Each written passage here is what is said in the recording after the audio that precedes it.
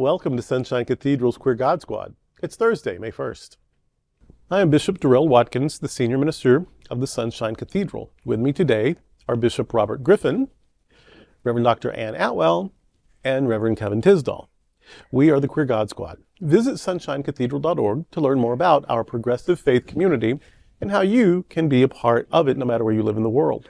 If you are in South Florida, check out the Sunshine Cathedral Center for the Performing Arts, offering entertainment for the LGBTQ+ community to benefit the LGBTQ+ community. Queer God Squad was created by Hotspots Happening Out to support our mission to explore the value of faith in the LGBTQ community. There's no streaming TV show like this in the entire world. In 2025, we're celebrating the 40th anniversary of Hotspots Magazine, the 5th anniversary of Queer News Tonight, with nearly 10,000 stories and 10 million views in 2024. We will produce the 25th anniversary of Stonewall Pride Parade and Festival on June 14th, Pride Fete Diversity Pride in August, and Pride Fort Lauderdale next February. We are the largest nonprofit LGBTQ media organization in America, and we encourage you to support our mission to inform, entertain, and educate our community and allies. This is the Sunshine Cathedral Perspective. Queer God Squad talks about when transphobia dresses up as moral outrage. The White House issued a proclamation for National Child Abuse Prevention Month in April that has been called breathtaking in its cruelty.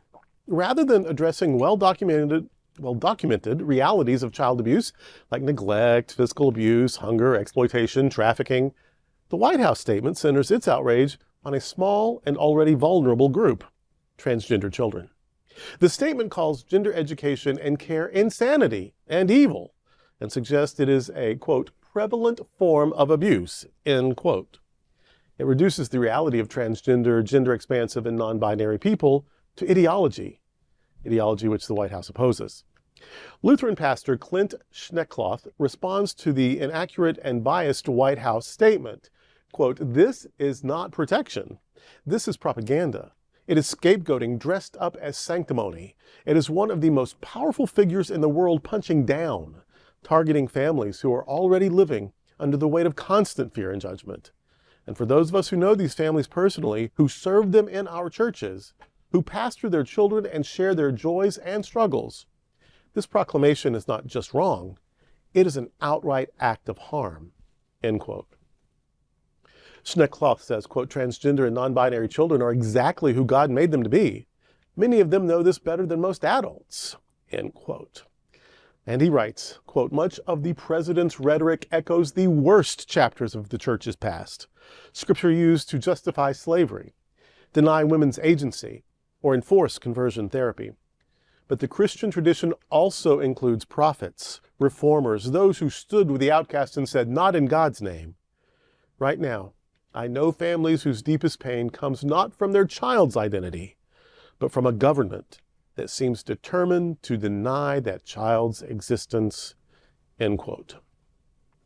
Pastor Schnekloth challenges us to recognize the real danger to American children: poverty, incarceration, underfunded schools, racist policing, corporate greed, legislative cruelty, not expansive understandings of gender.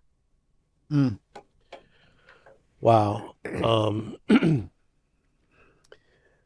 This administration seems determined to make all of my blood pressure medicines ineffective. They are determined to just keep me completely agitated and aggravated and pissed off. Children being affirmed, children getting the medical care they need, children being accepted by their families, that's not child abuse. And it is ridiculous to say that is. And if you're going to do a study, if you're going to bring in pediatricians, psychiatrists, endocrinologists, social workers, educators, you're going to form a council, you're going to do a study, you're going to report the results, and then make policy on that, okay, that's one thing. But just to decide that you know what's best, when you don't have trans children, you don't identify as trans, you don't work in a field that deals with it. It's just, I decided that trans kids shouldn't exist, and so boom, bomb, here's my word is law. What kind of rinky-dink, backwards fairy tale from the Middle Ages bullshit is that? That's not how anything works.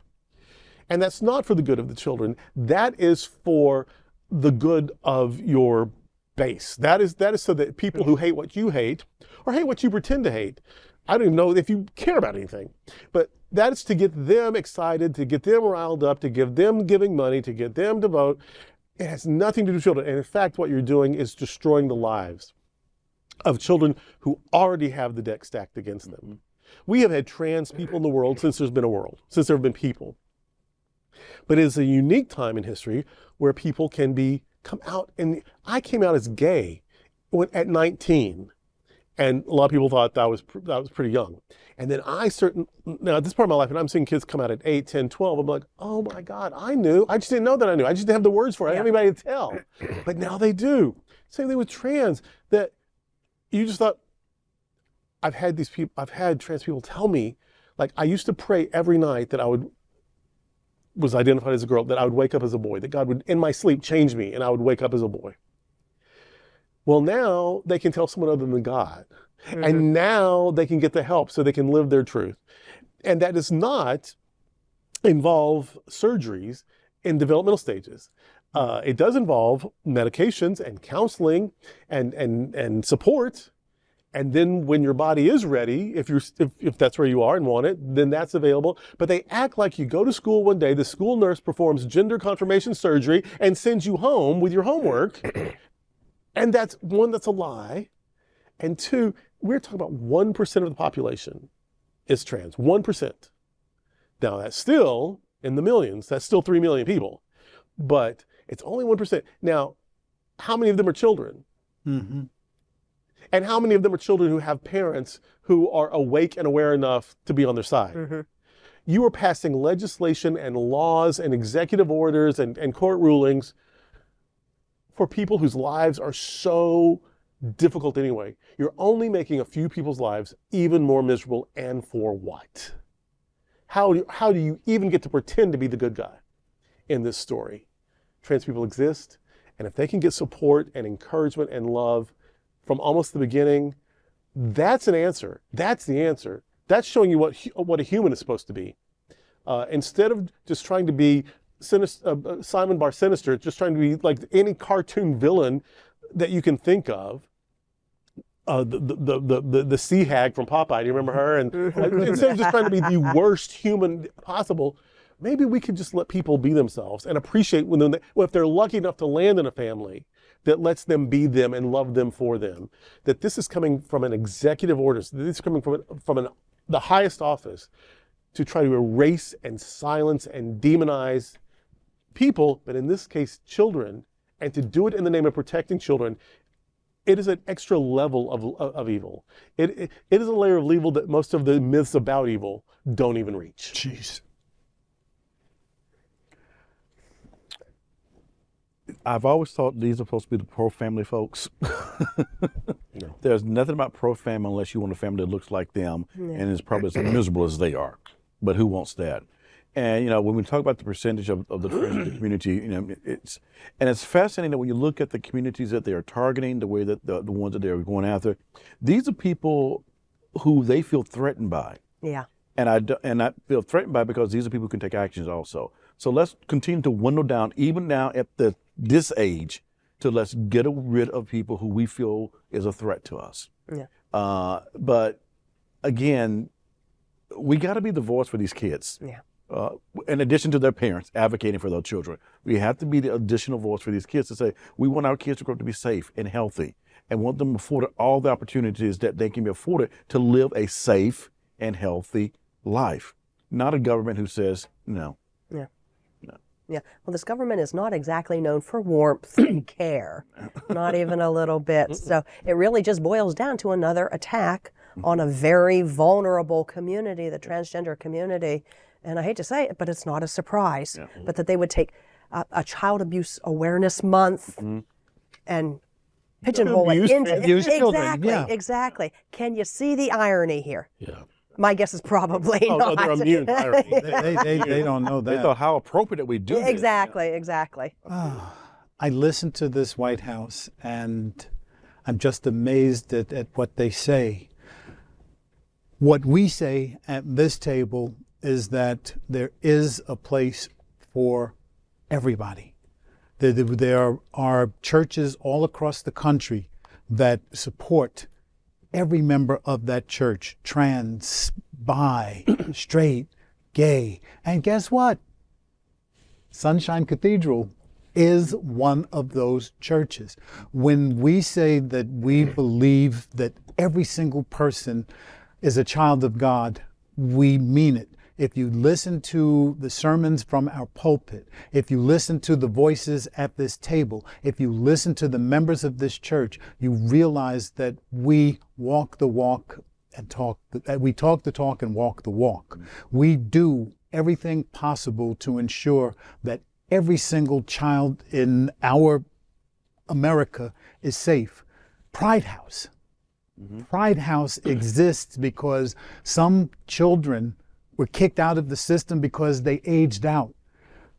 They don't have a family to go to. We have Pride House where they come to and they learn how to live on their own. They learn how to live in their own skin. So we don't just talk about it. We do things about it.